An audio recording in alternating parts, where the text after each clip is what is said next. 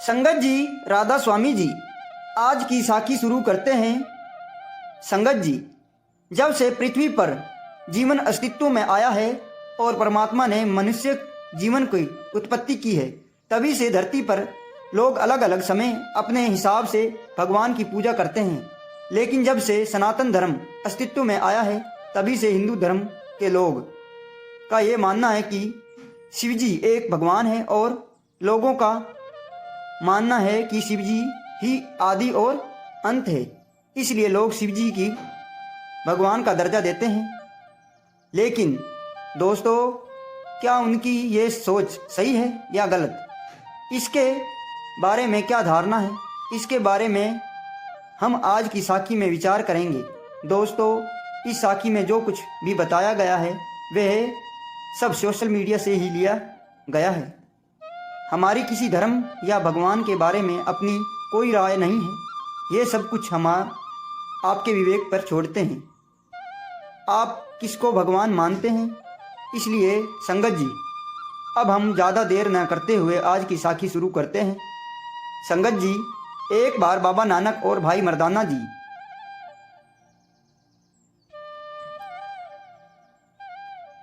का दुनिया की उद्धार करते करते एक जंगल में पहुंचे। जंगल में पहुंचकर बाबा नानक ने एक वृक्ष के नीचे अपना आसन लगाया।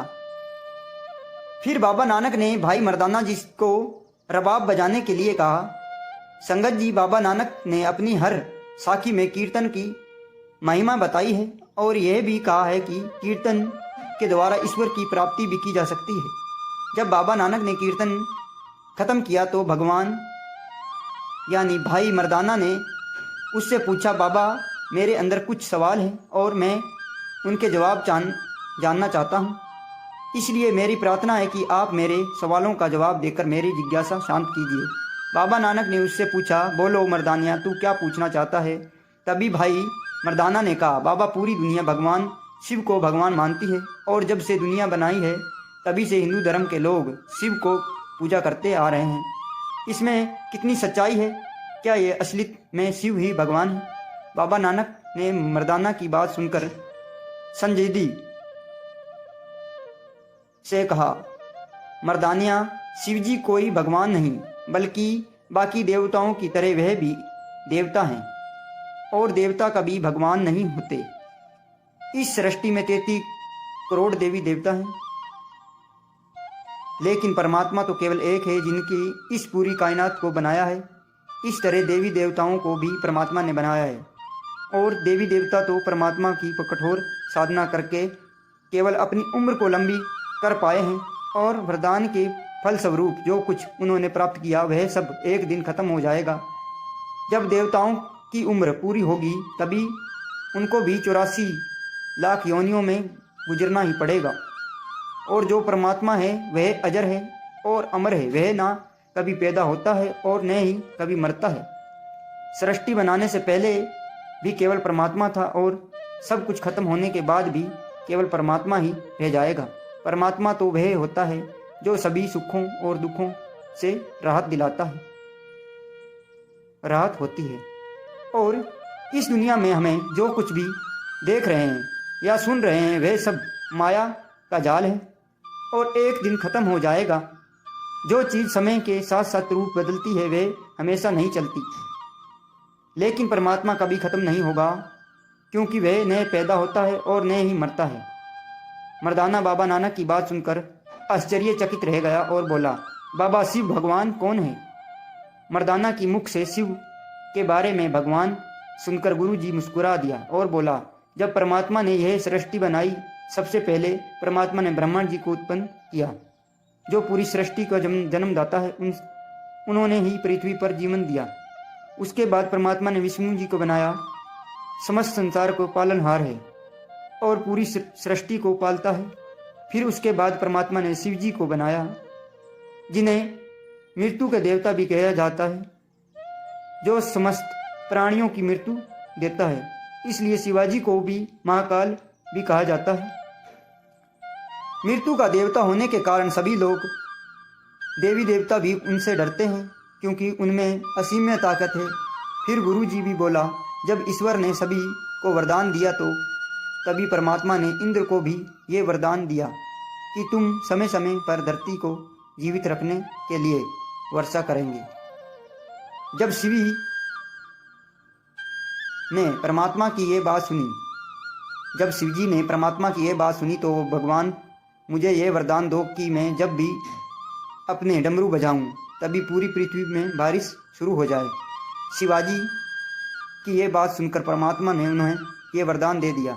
परमात्मा से वरदान प्राप्त करने के बाद शिवजी धरती पर आया। धरती पर पहुंचकर शिवजी ने देखा कि एक किसान धरती पर हल जोत रहा था। ये देखकर शिवजी ने उससे कहा, कभी तुम अपने खेत में हल मत चलाओ, क्योंकि आने वाले समय में पूरी धरती पर सूखा पड़ेगा और 13 वर्ष तक धरती पर बारिश नहीं होगी। किसान को ये बात बोलकर शिवजी आगे चल दिया।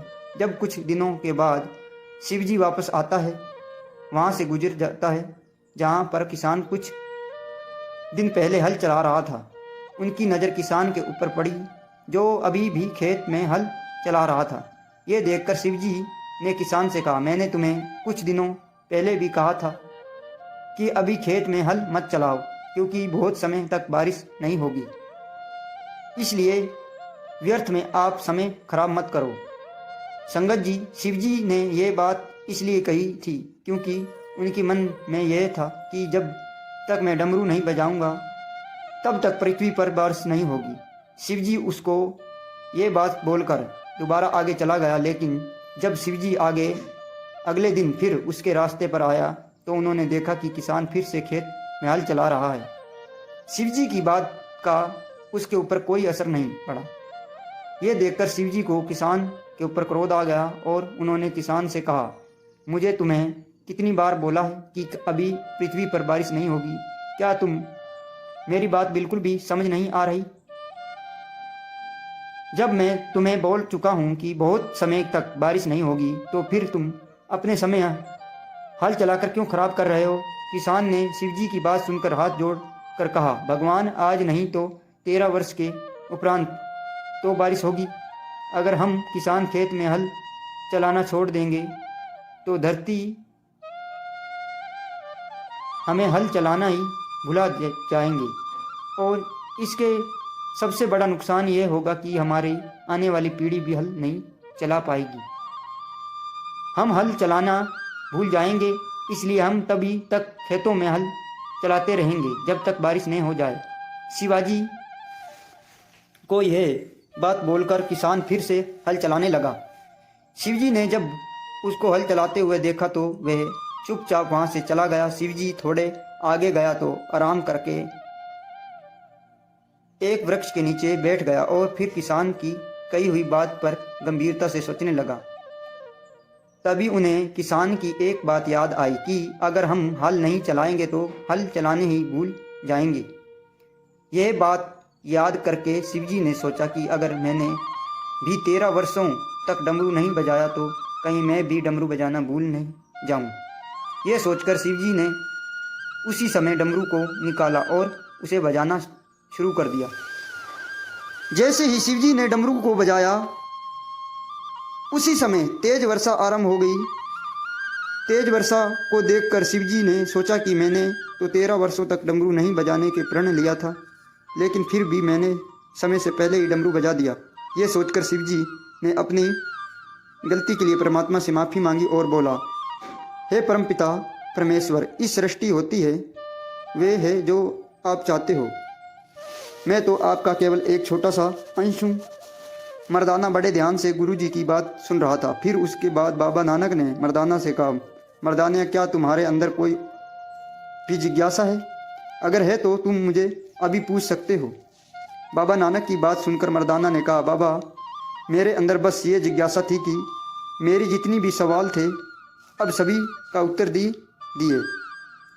संगत जी, बाबा नानक के सुंदर सा की हमें ये पता चलता है कि जो हम भगवान की प्राप्ति के लिए इधर उधर दौड़ते रहते हैं, ये सोचते हैं कि भगवान मेरी ये इच्छा पूरी कर दो, और अगर एक जगह हमारी इच्छा पूर्ण नहीं होती तो हम दूसरी देवता की तरफ दौड़ जाते हैं।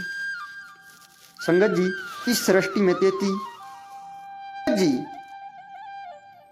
में 33 करोड़ देवी देवता हैं और इस दुनिया में करोड़ों ही अलग अलग धर्म के लोग हैं जो अपनी इच्छाओं पूर्ण करने के लिए पास भटकते रहते हैं। लेकिन दोस्तों, एक बात हमेशा याद रखनी चाहिए कि दो देवी देवता कभी भगवान नहीं होते। वह तो कड़ी तपस्वी यानी तपस्या करके केवल अपनी उम्र लंबी कर सकते हैं, कुछ रिद्धि सिद्धियां हासिल कर सकते हैं, लेकिन जब वरदान के द्वारा प्राप्त उसकी उम्र पूरी होती है तो 84 के चक्र में फिर गुजर ही पड़ना पड़ता है।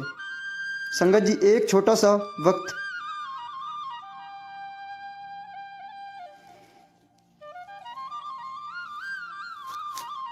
ये महाभारत काल के समय की बात है।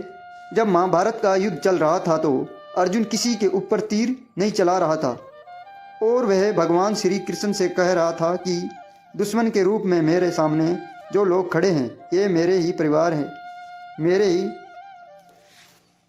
कुनबा है, मेरे अपने हैं और मैं भी अपने ही लोगों के ऊपर कैसे आक्रमण कर सकता हूँ। मैं तो सारी उम्र इनकी गोद में खेला कूदा बड़ा हुआ हूँ। जब अर्जुन ने मुख से श्री कृष्ण यानी जब अर्जुन ने मुख से श्री कृष्ण ने ये बात सुनी तो वह बोला, अर्जुन सामने जमीन पर देखो, तुम्हें जमीन पर एक कीड़ा रेंगते हुए नजर आएगा। जानते हो वह कीड़ा कौन है? श्री कृष्ण की बात सुनकर अर्जुन ने जमीन की तरफ देखा तो उस जमीन पर एक कीड़ा रेंगते हुए नजर आया। उस कीड़े को देखते के बाद अर्जुन ने श्री कृष्ण की तरफ बड़ी जिज्ञासा से देखा। श्री कृष्ण ने उसे जिज्ञासा देखकर कहा कि जमीन पर रेंगने वाला कीड़ा देवराज इंद्र है। श्री कृष्ण की बात सुनकर अर्जुन आश्चर्यचकित रह गया और हैरानी से श्री कृष्ण की तरफ देखने लगा। श्री कृष्ण ने उनकी जिज्ञासा देखकर कहा, हाँ, मैं सोच में कह रहा हूँ, ये देवराज इंद्र है। इनकी वर्षा तक कठोर साधना की और इस कठोर साधना के कारण इस ईश्वर की वरदान की प्राप्ति और इसे देवता की योनि प्राप्त हुई। लेकिन अब ये देवता की उम्र भोगने के बाद वापस 84 के चक्र में जा चल चुका था और अब अगर इसे ईश्वर की प्राप्ति करनी है तो पहले इसे 84 लाख जूनियों में भुगतना होगा, चक्र को भोगना पड़ेगा और जो कुछ इसने पूर्व जन्मों में किया है उसके हिसाब देना पड़ेगा और फिर इनके बाद कर्म के अनुसार इंसान का जन्म मिलेगा और फिर उसके बाद ही परमात्मा से मिलाप कर पाएंगे।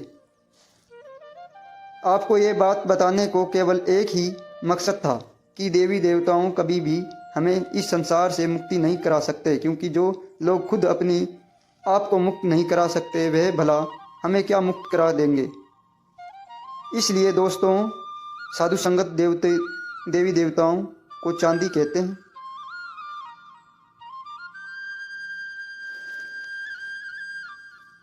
और मनुष्य को लोहा और गुरु पारस होता है और पारस केवल सोना ही को ही लोहा बना सकता है, चांदी को नहीं।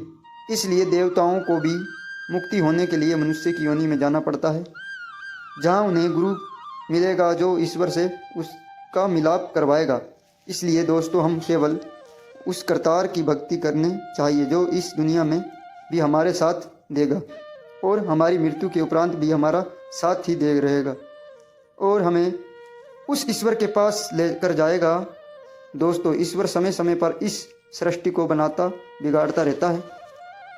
जब सब कुछ खत्म हो जाता है तो उसके बाद भी केवल ईश्वर ही रह जाता है। संगत जी, जब दुनिया में पाप बहुत बढ़ जाते हैं तो परमात्मा खुद ही कोई न कोई ऐसा कोतक करता है कि जिससे सृष्टि का अंत हो जाता है। फिर कुछ समय उपरांत ईश्वर खुद ही नई सृष्टि का निर्माण करता है और फिर से जीवन यात्रा शुरू कर देता है। संगत जी, अगर आप भी उस परमात्मा से मिलना चाहते हो तो ईश्वर का अनुभव करना चाहते हो तो हमारे रोज ईश्वर की बिना नग भक्ति करनी चाहिए, रोज़ उसकी याद में बैठना चाहिए, क्योंकि परमात्मा की प्राप्ति करके केवल एक ही उपाय है और वह है उनकी भक्ति। अगर हम प्रेम प्यार से परमात्मा की याद में बैठेंगे तो वह खुद हमें लेने के लिए आएगा और फिर हमें जन्म मरण के चक्रों से छुटकारा पा लेंगे। दोस्तों, इस दुनिया को मृत्यु लोक कहा गया है। ये मनुष्य केवल अपने कर्मों का भुगतान करने के लिए ही आता है और कर्म भोग कर वापस ही उस दुनिया में एक नए शरीर, एक नए रूप में आना पड़ता है। अगर आप भी चाहते हैं कि इस मृत्यु लोक से छुटकारा पाएं तो रोज़ उस वाहिगुरु की याद में बैठना चाहिए और समय पर वापस अपने सरल घर पहुंचेंगे।